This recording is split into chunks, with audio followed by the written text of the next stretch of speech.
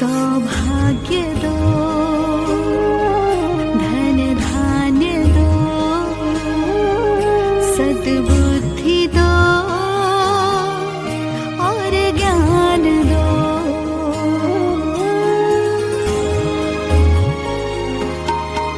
सौभाग्य दो, धन धान्य दो, सद्बुद्धि दो और ज्ञान दो।